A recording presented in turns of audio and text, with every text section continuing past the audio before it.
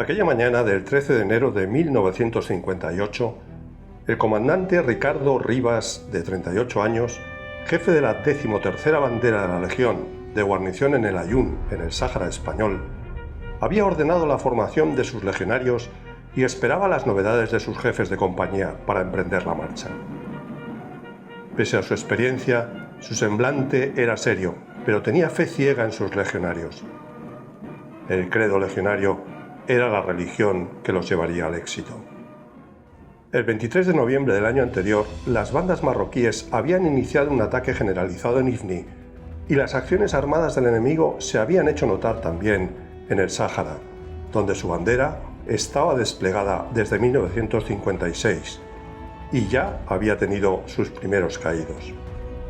Rivas no olvidaba el último enfrentamiento de sus legionarios el 22 de diciembre anterior, en el oasis de Meseyet, cuando el enemigo huyó sin que se le pudiera destruir completamente. Esto no pasaría una segunda vez. «Motores en marcha, salimos», ordenó.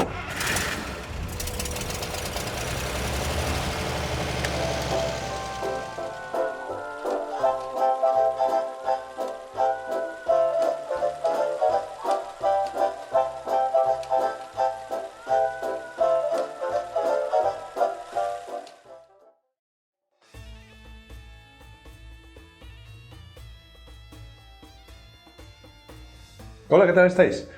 Ya estamos aquí con un nuevo programa de La Mecedora. Y hoy, con un hecho de nuestra historia militar, no excesivamente lejano en el tiempo, bastante desconocido para la mayoría de españoles y también, por qué no decirlo, con cierta controversia. En los tiempos complicados, quizás sea bueno recordar que muchos españoles realmente cumplieron su misión, ellos sí, en el nombre de España. Y sin duda de forma totalmente desinteresada, sin contrapartidas, entregando la vida en ello. Ya hemos tratado en el canal en varios programas la guerra de Ifni, pero teníamos una asignatura pendiente, porque en aquellas mismas fechas, más al sur, nuestro territorio del Sáhara español también sufría los ataques de las bandas de insurgentes apoyadas por el ejército marroquí.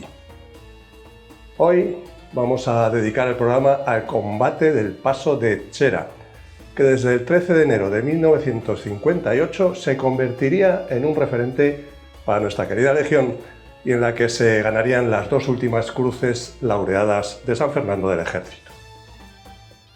Pero veamos qué sucedió en aquellas inhóspitas tierras saharianas. Realmente un relato apasionante. En enero de 1958, el coronel Manuel Mulero, jefe del subsector del Sáhara, había recibido información de cierto movimiento de tropas enemigas desplazándose por el lado norte de la Saguía Lamra, la Acequia Roja, un gran cauce de río seco de más de 600 kilómetros de longitud por el que rara vez corría el agua. Estas tropas se movían en dirección al paso que cruza dicho cauce a unos 30 kilómetros al sur del Aaiún y que une Etxera y Meseyet. El paso es una pista que mediante una pronunciada bajada atraviesa el cauce con un ancho de unos 2 kilómetros entre los dos bordes. El control de ese paso era fundamental porque junto al del Aaiún eran los dos únicos que permitían el paso de un lado al otro de la Saguía Lamra. Sus orillas eran unos grandes terraplenes y cortados de unos 60 metros de altura, con grandes y sinuosas barranqueras escarpadas, llenas de escondites y lugares para protegerse. En la zona al norte de la margen derecha del cauce, a la altura de Etxera, el terreno era totalmente llano, sin alturas ni prácticamente vegetación. Únicamente algunos matojos en cuya base se acumulaba la arena que arrastra el siroco, elevándose unos pocos centímetros sin proporcionar ninguna protección. Un terreno totalmente descubierto. Para confirmar las informaciones sobre la existencia del enemigo, el coronel Mulero ordenó a la 13ª Bandera de la Legión realizar un reconocimiento en fuerza de la orilla norte de la Saguía Lamra, al menos hasta la zona de Etxera, a unos pocos kilómetros del oasis de Meseyet. Recibida la orden, el comandante Rivas decidió avanzar a caballo de la pista que discurre a lo largo de la margen norte del cauce y llegar al paso de Tchera, comprobar si las informaciones de la existencia del enemigo en aquella zona eran ciertas y, si todo iba bien, volver a la hora de comer, por lo que no se llevarían las raciones de comida. Nada complicado para sus legionarios. La bandera saldría prácticamente al completo, salvo aquellos pocos legionarios de la Compañía de Plana Mayor y Servicios que estaban destinados en oficinas, rancheros u otro tipo de actividades. Chacal 0 para Chacal 2, iniciamos la marcha, cambio. Aquí Chacal 2, enterado, cambio. Mensajes parecidos se oirían por las dos únicas emisoras de radio de las que disponía la columna montadas sobre camionetas Dodge. Una situada justo detrás del vehículo del comandante Rivas, que enlazaba con el puesto de mando del coronel Mulero en el Ayun, y con la otra estación de la columna, operada por el cabo primero Fernández Mayoralas, también sobre otra camioneta Dodge, que se situaba justo detrás del vehículo del capitán Jáuregui, jefe de la segunda compañía que abría la columna. Aproximadamente 450 hombres pertenecientes a la 13ª bandera, a la compañía de transmisiones, al servicio de automovilismo y un destacamento de tropas nómadas para servir de guías, comenzaban a desplazarse en una columna compuesta por una docena de jeeps, las camionetas Dodge, una treintena de camiones Ford y dos antiguos semiorugas en cola sin armamento. El orden de marcha lo iniciaba la segunda compañía de fusiles del capitán Jáuregui, con la sección del teniente Gamborino adelantado en vanguardia y con misiones de exploración con sus jeeps ligeros. A continuación, la tercera compañía del teniente Francisco Vizcaíno, que progresaba más cercana a los cortados que daban al cauce. Y la primera compañía de fusiles del capitán Fernando Girón, más hacia el interior de la planicie, vigilando el flanco izquierdo y designada como reserva para posibles imprevistos. Detrás de ellas, el comandante Rivas, jefe de la bandera, con su plana mayor de la compañía de plana y servicios del capitán Casado, y cerrando el despliegue, la compañía de armas de apoyo del teniente Ismael del Barco. Entre las dos primeras compañías y el resto había unos 5 minutos de diferencia. La columna en total ocupaba unos 2 kilómetros de longitud aproximadamente. La progresión de la columna no podía ser muy rápida debido al estado del terreno y las distancias entre los diferentes escalones eran difíciles de mantener. La organización de las compañías de fusiles era la clásica, con 3 secciones de 3 pelotones, más un pelotón de morteros de 50 milímetros. Cada pelotón encuadraba una escuadra de fusiles y otra de fusil ametrallador FAO. La compañía de armas de apoyo contaba con 2 secciones de ametralladoras y una sección de morteros de 81 milímetros y bueno, parte de ella estaba repartida por las diferentes compañías de fusiles. Hay que tener en cuenta que las limitaciones del empleo de los materiales de ayuda americana hacían que nuestro material fuera bastante obsoleto.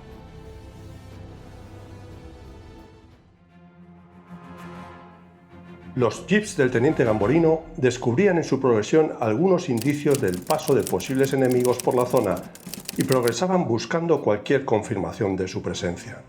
A unos 2 kilómetros del paso de Tchera, súbitamente los jeeps recibieron fuego de una docena de hombres con turbante azul. El teniente detenía sus vehículos desplegando sus escuadras y, haciendo cuerpo a tierra, respondía al fuego enemigo que retrocedía rápidamente mientras continuaba disparando. En su huida, aquellos moros conseguían ocultarse en los barrancos del borde de la Saguía, sin que se pudiera ver de dónde partían los disparos. Chacal 0 de Chacal 2, la vanguardia está recibiendo fuego.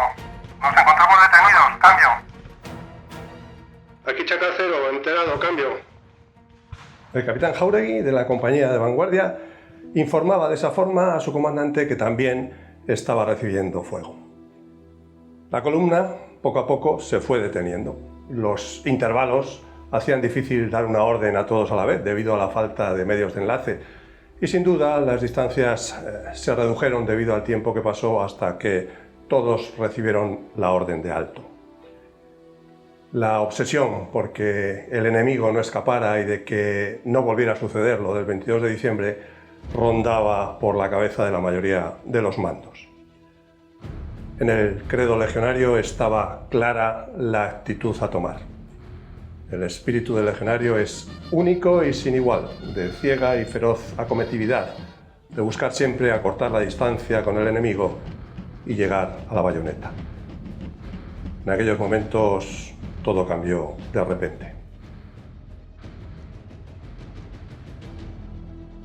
La columna se encontraba detenida de forma paralela al cauce del río a unos 300 metros del borde. De la nada surgió una súbita descarga de fuegos enemigos que alcanzó de flanco a la columna. Los primeros legionarios caían muertos en las cajas de madera de los camiones que no les protegían de los disparos, mientras que el resto trataban de ocultarse tras las ruedas y alguna mínima cubierta del llano terreno. El comandante Rivas llamaba urgentemente a sus jefes de compañía para dar instrucciones, mientras el fuego no cesaba.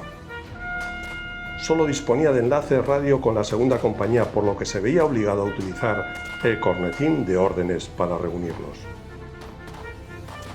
Tras consultar con sus oficiales, rápidamente Rivas ordenaba a la segunda compañía ocupar el paso de Etxera. La tercera compañía avanzar hasta el borde del cauce desde donde venían los disparos y a la primera desbordar por detrás del despliegue y bajar por el paso de Etxera para cortar la retirada del posible enemigo.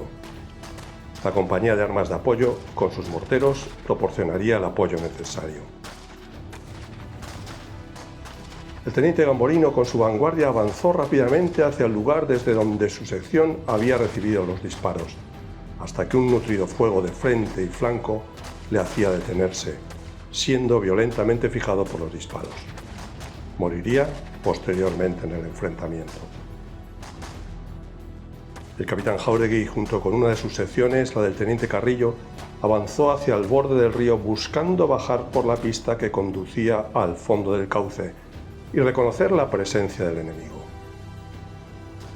La otra sección, la del teniente Ochoa, realizaba un asalto a unas pequeñas elevaciones a la derecha de la pista que bajaba, para hacerse con cierta altura y poder dominar el valle. Cuando Jáuregui llegó al final de la bajada del paso y antes de adentrarse en el cauce, parecía que el enemigo se hubiera volatilizado, escondido entre lo agreste de los cortados. La compartimentación del terreno lo convertía en una sucesión de trincheras donde era imposible identificarlo. Mientras, en lo alto, la tercera compañía trataba de desplegar y continuaba siendo fijada por los disparos enemigos. La situación era desesperada. Habían caído en una auténtica ratonera. El teniente vizcaíno, jefe de la tercera compañía, incorporó ligeramente el tronco con los codos apoyados en el suelo para mirar con los prismáticos buscando al enemigo. En ese momento un impacto en el cuello le hizo girar sobre sí mismo, quedando inmóvil en el terreno, muriendo en el acto. La primera compañía, un poco más alejada del fuego enemigo, conseguía adentrarse hacia el este y, como estaba previsto, dando un rodeo, dirigirse hacia el paso de Etxera para, bajando por la pista, poder cortar la retirada al enemigo. Allí, el capitán Girón llegaba hasta donde se había adelantado Jáuregui con su plana mayor en la parte baja del cauce. Pero ese movimiento hizo que la tercera compañía, en la parte alta, quedara con su flanco derecho sin cubrir y el enemigo se daría cuenta muy pronto de ello. Mientras los fuegos de mortero, debido al terreno, no conseguían los efectos necesarios contra el enemigo. Los legionarios de la tercera compañía, derrochando valor y arrojo, consiguieron avanzar unos 150 metros mediante pequeños saltos y a pecho descubierto, llegando un momento en que los disparos del enemigo les impedían avanzar más. Cuando alguien se levantaba era blanco seguro para las armas enemigas. Las ametralladoras tampoco podían realizar su labor de forma adecuada, ya que ocasionarían bajas propias al no tener altura suficiente para apoyar. El capitán Jáuregui, al que había seguido el vehículo con su emisora, radiaba desde abajo del cauce que veía 4 o 5 moros a lo lejos, a lo que el comandante Rivas le respondía: Adelante, Jáuregui, adelante. Adelante, a por ellos, cambio.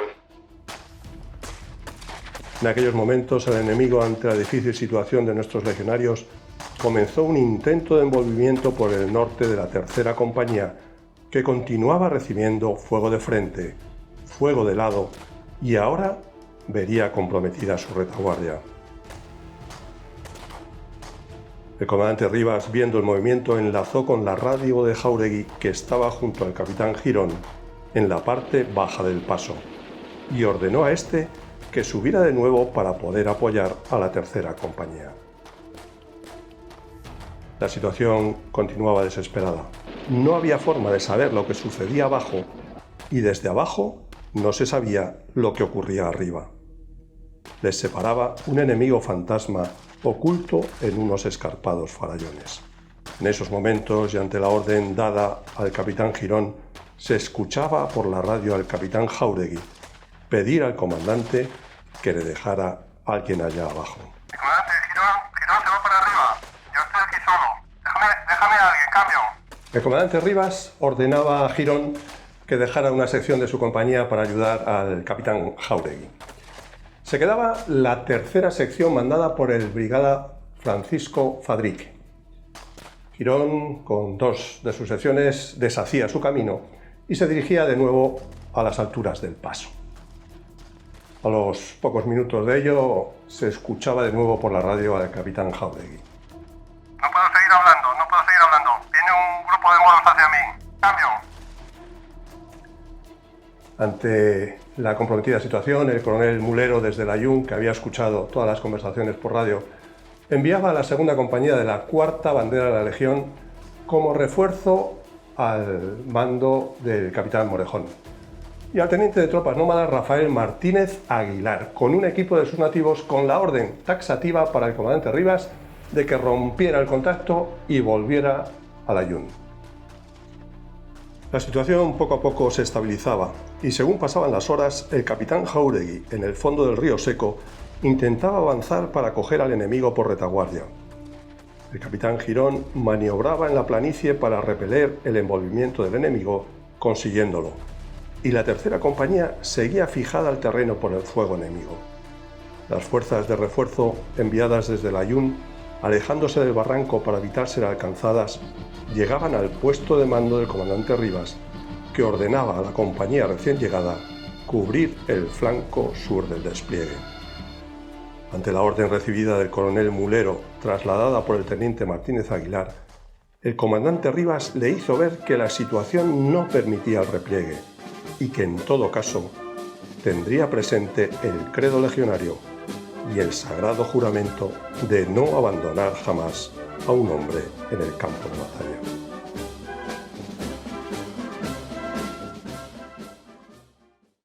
Pero, ¿qué había ocurrido en el fondo del cauce? Sobre las 14:30 horas, el radio del capitán Jáuregui, el cabo primero Pedro Fernández Mayoralas, comunicaba que estaba siendo rodeado por el enemigo, por lo cual solicitaba apoyo por orden de su capitán, a la vez que enviaba también a uno de sus ayudantes como enlace en busca de refuerzos. Fernández Mayoralas se quedaba solo manteniendo el enlace mientras era atacado por el enemigo. Parapetado, hacía fuego sin alejarse del equipo ni perderlo de vista, cumpliendo su misión hasta el último momento. El contacto se perdió definitivamente sobre las 16 horas, al ser alcanzada la emisora por fuego enemigo. El cuerpo del cabo primero Fernández Mayoralas nunca fue encontrado, dándose oficialmente por fallecido. Su vehículo aparecería sin la estación de radio, sin baterías y con las ruedas pinchadas por los disparos. Otro héroe desconocido. Pero, ¿qué pasó con el resto? La sección del teniente Carrillo se encontraba desplegada cercana a la parte baja del paso. La del brigada Francisco Fadrique, una treintena de hombres, se encontraba más hacia el centro del cauce, separada cerca de 1 kilómetro de la anterior. Las dos secciones habían iniciado un movimiento por el interior de la Saguía en busca del enemigo, el capitán Jáuregui en el medio del despliegue. Rápidamente, la sección de Carrillo quedaba detenida. Un numeroso enemigo situado también en la parte baja y alta del lado contrario del cauce, en la zona del oasis de Mesellet, atacó violentamente de frente y de flanco a la sección del Brigada Fadrique, más adelantada y separada. Se produjeron numerosas muertes de los legionarios, incluidos varios jefes de pelotón, produciéndose continuos combates cuerpo a cuerpo y las bajas de más de la mitad de la sección. Será en ese momento donde la trágica situación del combate daría paso a la mayor de las glorias. Para salvar a sus hombres, el Brigada Fadrique les ordenó que se replegaran, quedándose él y el legionario Maderal Oleaga, que se había presentado voluntario, protegiendo la retirada del resto de la sección, enfrentándose solos al enemigo. Murió primero Maderal, vendiendo cara a su vida, y posteriormente el Brigada Fadrique, que tras recibir varios disparos gritaba fuertemente «¡Viva España!» mientras moría, de forma que pudieran oírlo los miembros de su sección. Cuando se pudieron recoger sus cuerpos, alrededor suyo se descubrirían gran cantidad de cadáveres enemigos, habiendo mantenido una dura lucha cuerpo a cuerpo. Sus legionarios pudieron salvarse.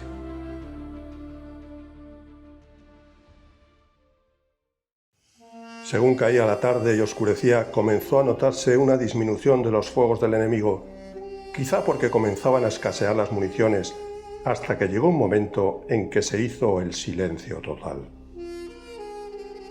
Habían pasado 8 horas de duro combate.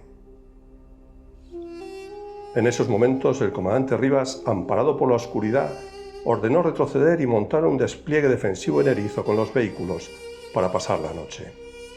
Comenzaba una larga y fría noche de espera, sin dormir, comer o beber, pensando en un oscuro futuro y en un ataque que se produciría en cualquier momento. Cuando amaneció el día 14, el silencio continuaba. El enemigo había desaparecido aprovechando la oscuridad para huir.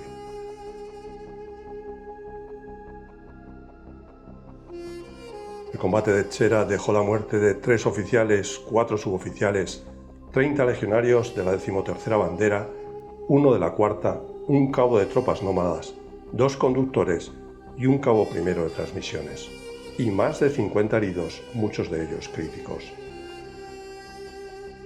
Mucho se ha escrito sobre Etxera. Uno de los que vivieron aquellos sucesos escribió: «Todos tenemos 2 ojos, pero no todos vemos las mismas cosas, y las que vemos ni siquiera lo hacemos de la misma manera». Hay muchas versiones de los combates, muchas sombras sobre lo que verdaderamente ocurrió, o si se hubiera podido actuar de otra manera. España es el país de las opiniones. Lo que no cabe duda es que todos los que allí estuvieron actuaron con el convencimiento de que hacían lo correcto. En todo caso, debemos quedarnos con las luces de todos aquellos que supieron afrontar el combate siendo fieles al credo legionario. Fueran legionarios, soldados de transmisiones, conductores, tropas nómadas o de cualquier especialidad. Todos formaron una única unidad que cumplió con el sagrado juramento de no abandonar jamás a un hombre en el campo de batalla. El brigada Francisco Fadrique Castromonte y el legionario Juan Maderal Oleaga fueron condecorados a título póstumo con la Cruz Laureada de San Fernando por su sacrificio en defensa de sus compañeros.